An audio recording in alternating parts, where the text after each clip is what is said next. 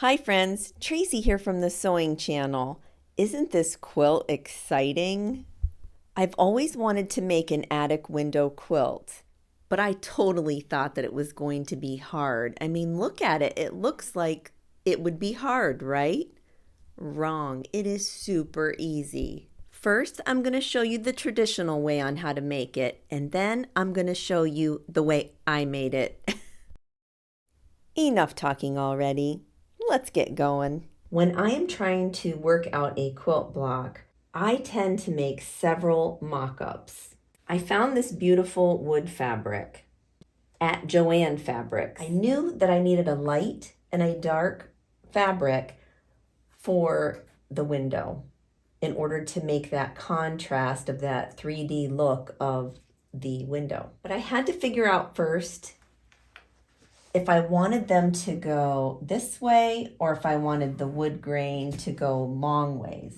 You can see there the difference, long ways and then almost like a stripe effect. And I'm going to pop a picture right here of a couple of the mock-ups that I did with the wood going this way and the wood going this way. And you can definitely tell that this way is the better way. It gives the better illusion of the window. I'm going to show you how to make a traditional attic window block with these pieces right here. And then I'll show you how I actually did it in my quilt. What I have here is a 10-inch by 10-inch square piece of fabric. And I went with all different florals because I have a ton of floral fabric that needed to be used up. You can do 12 by 10. You can do any rectangle shape. A lot of attic windows are done in that, but I chose to do the square. So this is a 10-inch by 10-inch square. So if this is 10 by 10, then this right here is also going to be 10 inches long, and this darker piece is going to be 10 inches long. Some people put their darks here and their lights here. It's totally up to you. I find that the illusion works better with the lighter on the bottom and the darker off to the left side of the printed fabric. 10 by 10, 10 inches by 2.5 inches right here. 10 inches by 2.5 inches. You can see right here on this little squared piece of fabric, I've made half square triangles. I took a 3-inch by 3-inch squared piece of this lighter fabric and a 3-inch by 3-inch squared piece of this darker fabric. Laid them one right on top of another, face together, drew a line down the middle, and then I sewed a 1/4 inch off the side of each line. Then I pressed open the back and it gave me 2 of these, which I then cut 2.5 inches squared. So you can see there, that really didn't matter if I went this route. So I had to figure out a new way to do the attic window for what I wanted to do. And since I was making it more realistic with the wood, I had to tweak things a bit. So let me show you. Once I realized that the wood looked better going the long grain of it, I had to figure it out. Because when you turn the wood grain this way, now it really matters in this corner area, and that is what's going to give us our illusion, is this corner area. And it has to match up really good in order for it to be an illusion. So if I make that half square triangle and I just input it in here and think I'm going to sew this together, when you sew those together, that does not look good, and that does not look good. I mean, it just doesn't to my eye.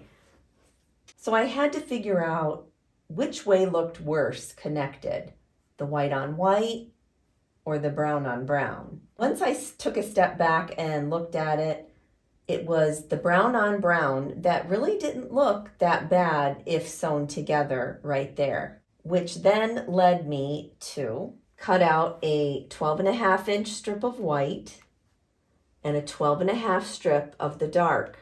Then I'm going to cut a 2.5-inch square off of the end of the brown. So if I pull that brown down like so,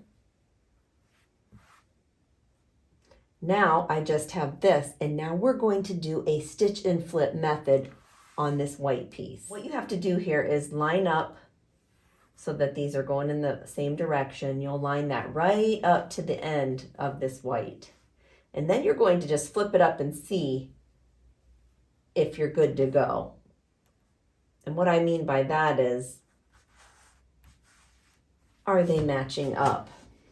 And if you look, they're matching up. Now, if I were to turn it this way, they would not be matching up. So that is one thing that you really have to take care and note. So I'm going to turn it back around, and then when I flip that up, those two are matching. So what I'm going to do is put this right up to the edge there. And of course you would be doing this on a flat surface. Then you're going to stitch that from corner to corner. And once that is stitched, you're going to flip this one up like so. Press everything nice. Cut off this excess back here and then repress it out nice. So you can see here I have it all stitched. It's on there. And then I'm going to flip it up and I'm going to give that a press. Once that's pressed up and you know everything is nice and even, open it back up and then cut your 1/4 inch seam allowance on there. And you can save those little scraps for some little cute project. You're going to take this 10-inch piece, flip it over here, and then sew a 1/4 inch seam allowance right along there. You will notice that you have a little bit extra here, and I did that for myself because, I don't know, 7 times out of 10, I'm off a little bit for whatever reason, and I need that extra to be able to trim. So you can start shorter if you'd like, but like I said, I started at 12.5, put the 2.5 inch piece on, stitch and flip, and now I'm ready to attach it here. I want you to notice, see how that comes out farther than this edge right here? That's what you want, because when you flip this up, you want everything lined up right along this edge right here. Line everything up, because when you sew that 1/4 inch all the way down, these will meet right up and will give you that perfect 45-degree angle. So let me show you. So you can see this one has 12.5 along here, 10 inches here, and it had the 2.5 inch extended piece, because you start with 12.5 and then when you cut it, this ends up to be 10 inches, which leaves you with a 2.5 inch darker square that you are then going to lay on this, make your line, stitch across it, flip it up, press it. So these were my mock-ups that I did, because you can see here I added extra to this one just to see how much more I needed, or I accidentally cut it or something. I don't know what I did, but these are just some mock-ups. And you can see here on this one, I didn't line them up perfectly, so you know, that one definitely did not make the cut for sure. But these ones line up pretty good, and I'm satisfied with that lineup, I suppose. You can see the illusion is already starting to play out. But there's one more thing that you need to add, and that is a border or sashing between all of your blocks and all the way around. I found this really cute crackle fabric. I thought it would just give the perfect touch to this attic window quilt. So what I did was cut 1.5 inch strips for every edge of my quilt block. 1.5 inches, I do believe, gives it just enough in between each window pane to give it that extra added illusion. This is going to be 12.5 inches, I think, or I think I cut 13 inch strips at 1.5 inch each. Then I added one big long strip in between each row of sashing, and then also along the ends and the very top I added one big long row.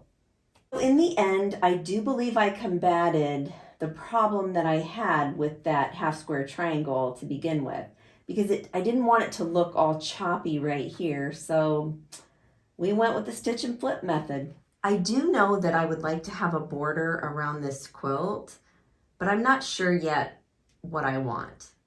So maybe let me know down in the comments what you think I should make as the border. I was thinking about making the binding all of the different rose patterns of the fabric that I used in this quilt. I don't know, tell me in the comments what you think. I do think probably a nice wide border around that would be nice. Maybe in a cream tone or a white. So far, the quilt measures 52 inches by 52 inches. So if I add another 6 inches or so on that, maybe even 10 inches, I don't know. Let me know down in the comments. Until next time on the Sewing Channel, take care.